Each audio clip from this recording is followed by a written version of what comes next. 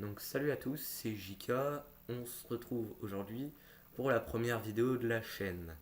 Alors j'ai tenté de faire une FAQ strat, mais il n'y avait pas assez de questions, donc ça sera aussi accompagné d'un commentary de match du Smogon Tour de samedi soir.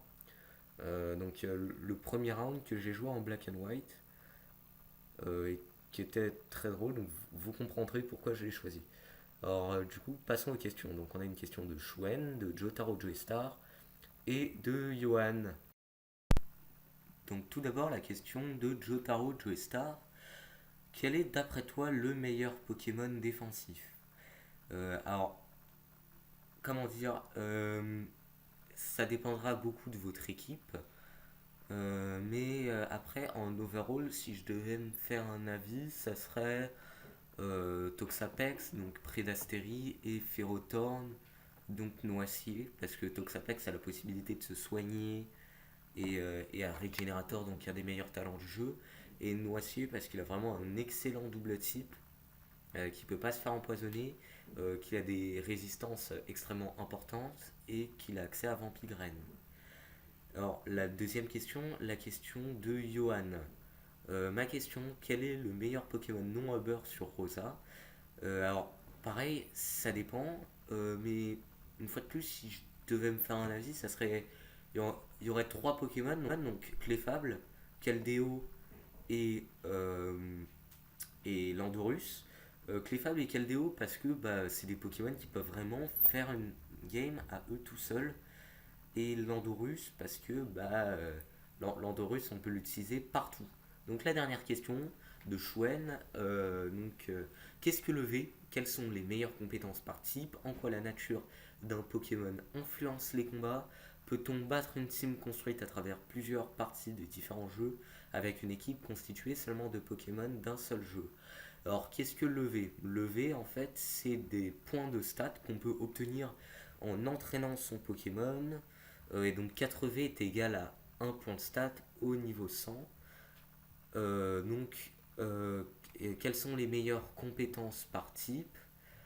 Euh, alors, Quelles sont les meilleures compétences par type? Je ferai sûrement une vidéo là-dessus, mais je peux pas vraiment parler là maintenant. Ça serait compliqué de tout expliquer. Qu'est-ce que la nature? La nature, à quoi ça sert en fait? Mettons que votre Pokémon est rigide, donc adamante. Donc pendant un combat, il aura 10% d'attaque en plus et 10% d'attaque spéciale en moins. Donc une nature, c'est soit ça booste une stat au détriment d'une autre, soit ça booste rien du tout, comme la nature Serious, qui ne change absolument rien. Donc peut-on battre une équipe constituée de différents jeux à partir d'une équipe constituée d'un seul jeu? Alors oui, il faut que votre équipe soit très bien construite, mais comme le power creep à chaque jeu est extrêmement important, oui, c'est totalement possible. Alors du coup, on se retrouve tout de suite pour le match donc du Smogon Tour.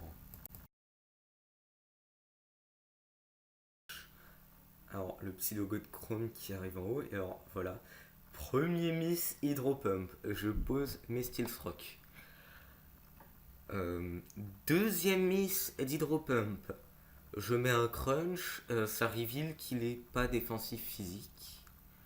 Donc là, il pain split. Je m'attendais pas forcément au pain split, mais en fait, je savais que je tenais largement à Hydropump.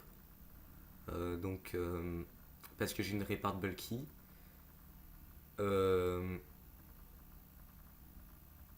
alors, donc là, il U-turn et il va sur Rotom Wash. Euh, alors, il fait pain split, donc encore une fois, je décide de poser mes picots. Et là, j'ai besoin d'un safe switch, donc bon, j'espère qu'il fasse volt switch. Mais bon, c'est pas grave, je meurs de l'hydropump. Là, j'envoie le Terrakion. Il hard Among Us. Alors, mon Terrakion, donc, comme je savais donc, du coup, ça reveal un Among Us def physique. Mon Terrakion est max attaque. Et là, donc, coup critique. Un coup critique plus 2 miss H-Pump. qui me permet de venir à bout de ce Among Us. Donc là, ensuite, je laisse mourir mon Tyranitar parce qu'il a déjà fait son taf. Flinch Iron Head. Donc la deuxième Iron Head qui va tuer. Il switch sur Autumn Wash. Alors, très mal en point. Donc, il tente le H-Pump. Je switch sur Jellicent qui est là pour wall les Keldeo en fait en général. Parce qu'elle est immunisée à son combo de stab. Je décide de le burn pour qu'il prenne des dégâts en arrivant sur le terrain. Alors, je vous avoue que bon, un coup critique, mais ça n'a pas joué. Alors, je vous avoue que avant ce match-là, je pensais que donc ce Pokémon, il était immunisé à Pain Split en fait. J'en étais quasiment sûr. Donc là, en fait, j'avais essayé d'anticiper un switch sur truc, sur Rotom. Pour anticiper le Earthquake. Alors donc il fait Volt Switch, je sais pas, pourquoi j'ai switché. Ouais, je sais pas pourquoi j'ai switché. C'était un peu du BM parce que c'est en fait E-Clean, hein. Donc là, Close Combat, bon, Chopel Titar, sauf que le gars run un Chopel Titar qui n'est pas bulky. Sinon le bulky tankait.